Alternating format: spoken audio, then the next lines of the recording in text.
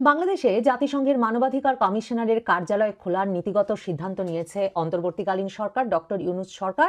এমন সিদ্ধান্ত জানা গেছে সরকারের আইন উপদেষ্টা অধ্যাপক আসিফ নজরুলের কাছ থেকে। কিন্তু ডক্টর ইউনূসের সরকার এই সিদ্ধান্ত নেওয়ার পর এখন হেফাজতে ইসলাম খুব ক্ষেপে গেছে।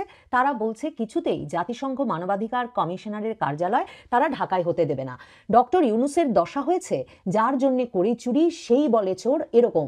কারণ ডক্টর ইউনূস জাতিসংঘের কর্মকর্তাদের দীর্ঘ সময় ধরে বলছিলেন শাপলা গণহত্যার বিষয়টি জাতিসংঘের তদন্ত করে দেখা উচিত। হেফাজতের কর্মীদের ওপর সে সময় পুলিশি নির্যাতন এবং হত্যার ঘটনা যদি জাতিসংঘ নথিভুক্ত না করে, তদন্ত না করে, তা কিছুতেই যথাযথ হবে না, এমন বক্তব্য তিনি তুলে ধরেছিলেন।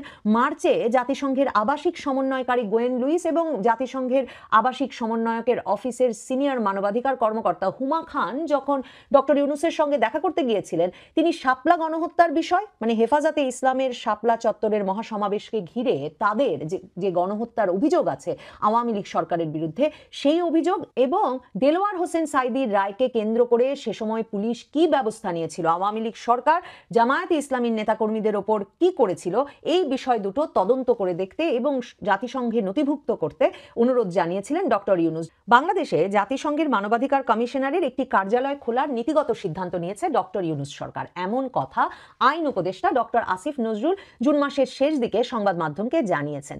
ডক্টর ইউনূস সরকার ক্ষমতায় আসবার পর থেকেই জানা যাচ্ছিল জাতিসংঘের মানবাধিকার কমিশনারের একটি কার্যালয় খোলাকে তারা বাংলাদেশের মানবাধিকার পরিস্থিতির উন্নয়ন, গুম, হত্যা সহ আওয়ামী লীগ সরকারের বিরুদ্ধে তাদের যা যা অভিযোগ আছে সেসব অভিযোগকে একটা আন্তর্জাতিক পরিসরে নিয়ে যাওয়া এবং জাতিসংঘকে সেসব তদন্তে যুক্ত করার অংশ হিসেবে অত্যন্ত কার্যকরী হবে বলে তারা মনে করছে। ভলকার টুর্ক জাতিসংঘ মানবাধিকার কমিশনার, যিনি বাংলাদেশের জুলাই আগস্ট আন্দোলনে অত্যন্ত গুরুত্বপূর্ণ ভূমিকা পালন করেছিলেন এবং নিজেই বিবিসির সঙ্গে সাক্ষাৎকারে বলেছিলেন যে বাংলাদেশের সেনাবাহিনী যে সরকারের নির্দেশনা অনুযায়ী ছাত্র জনতার আন্দোলন প্রতিহত করবে না, এই সিদ্ধান্তটি গ্রহণের পেছনে তিনি সরাসরি ভূমিকা রেখেছিলেন। তিনি সেনাবাহিনীকে জানিয়েছিলেন জাতিসংঘ মানবাধিকার কমিশনারের কার্যালয় থেকে যে সেনাবাহিনী যদি হাসিনা সরকারের নির্দেশনা মতে ছাত্র জনতার আন্দোলন দমন করে তাহলে তারা আর শান্তিরক্ষী বাহিনীতে অংশ নিতে পারবে না। বিবিসির হার্ড টক অনুষ্ঠানে ভলকার টুর্ক কোনো রাগঢাক ছাড়াই বলেন এর ফলে বাংলাদেশে হাসিনা সরকারের পতন ত্বরান্বিত হয়েছিল, সম্ভব হয়েছিল। সেই ভলকার টুর্ক যখন অক্টোবর মাসে বাংলাদেশ সফরে এসেছিলেন এবং এসে বাংলাদেশে জাতিসংঘ মানবাধিকার কমিশনারের একটি স্থায়ী কার্যালয় খুলবার প্রস্তাব দিয়েছিলেন ইউনূস সরকারকে, বাংলাদেশের অন্তর্বর্তীকালীন সরকারকে, খুব স্বাভাবিকভাবেই কৃতজ্ঞ ইউনূস সরকার সাথে সাথেই এই প্রস্তাবটি সক্রিয়ভাবে বিবেচনার সিদ্ধান্ত জানিয়েছিল।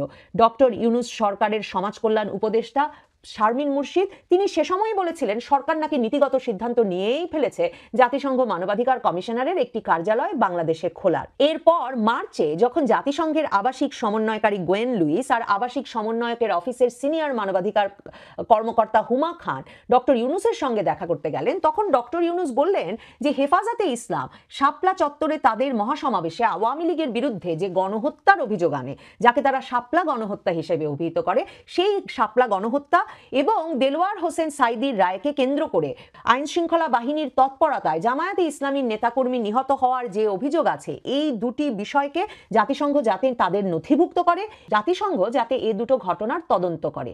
কি দুর্ভাগ্য ডক্টর ইউনূসের দেখুন, তিনি যার জন্য করেন চুরি সেই তাকে এখন চোর বলছে।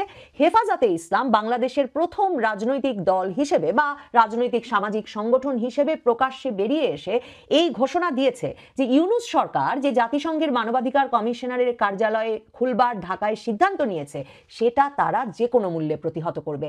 মানে ডক্টর ইউনূস জাতিসংঘ মানবাধিকার কমিশনারদের ডেকে আনছেন শাপলা গণহত্যার তদন্তের জন্য, আর হেফাজতে ইসলাম বলছে যে কোনোভাবে তারা এটা প্রতিহত করবে। হেফাজতে ইসলামের ক্ষেত্রে জাতিসংঘের মানবাধিকার কমিশনারের কার্যালয় ঢাকায় খোলার আপত্তি করবার অন্য কারণ আছে।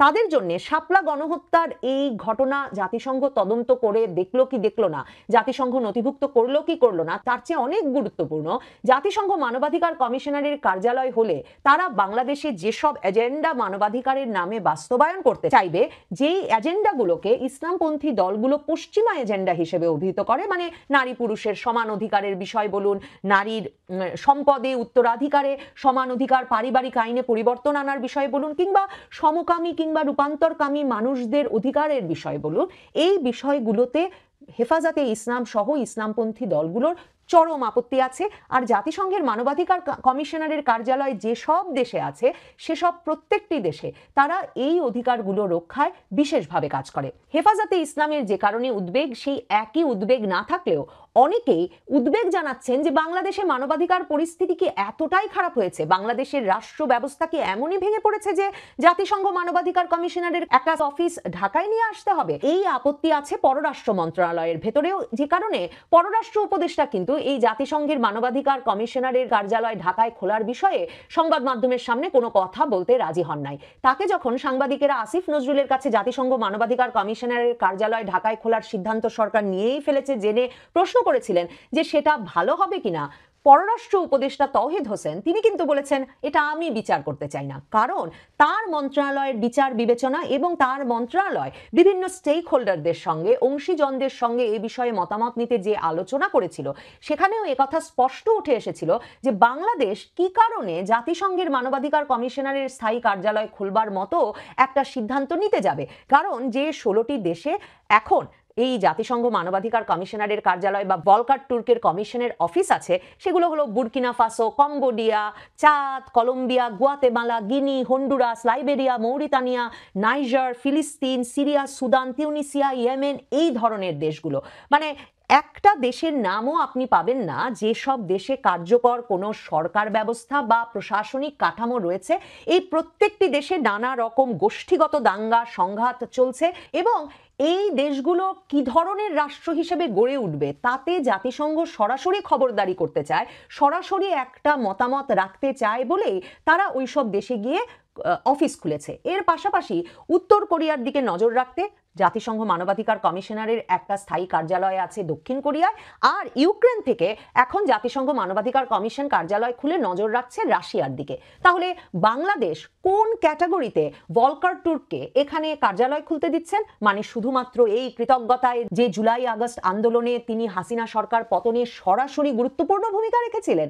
কারণ বাংলাদেশের মতো বা বাংলাদেশের প্রোফাইলের আর একটি দেশকেও খুঁজে পাওয়া যায় না এই তালিকায়। পররাষ্ট্র মন্ত্রণালয়ের কর্মকর্তারা তাই জানাচ্ছেন জাতিসংঘ মানবাধিকার কমিশনারের কার্যালয় যখন কোনো দেশে খোলা হয় তারা মানবাধিকার প্রসঙ্গটিকে একটা আন্তর্জাতিক রাজনীতির হাতিয়ার হিসেবে ব্যবহার শুরু করে। কারণ অনেক ক্ষেত্রেই মানবাধিকারের প্রসঙ্গটি এক একটি দেশের সামাজিক রাজনৈতিক সিদ্ধান্ত এবং সীমাবদ্ধতার উপরেও নির্ভর করে।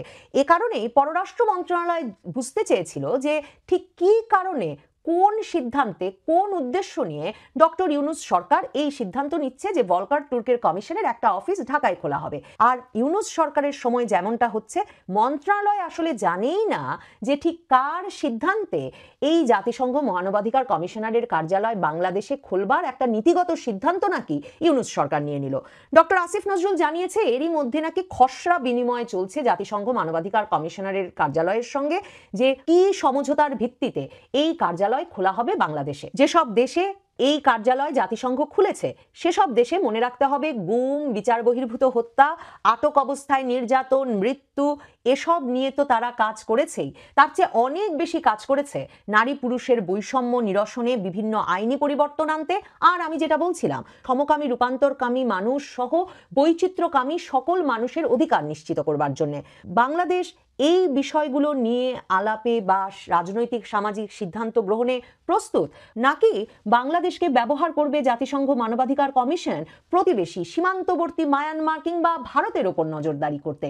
তাহলে বাংলাদেশ কি পারবে ভারত বা মিয়ানমার এই দুটো দেশের ওপর নজরদারির জন্য জাতিসংঘ যদি এই কার্যালয় ব্যবহার করে, তাহলে ওই সব শক্তিশালী দেশ থেকে যে ধরনের প্রতিরোধ আসবে বা যে ধরনের বিবাদের সম্মুখীন হবে বা যে ধরনের বিরোধের একটা পরিস্থিতিতে বাংলাদেশ পড়বে সেটা সামাল দিতে কি কারণে আমরা দক্ষিণ কোরিয়ার মতো উত্তর কোরিয়ার দিকে নজর রাখতে জাতিসংঘ মানবাধিকার কমিশনারের কার্যালয় খুলতে দেব?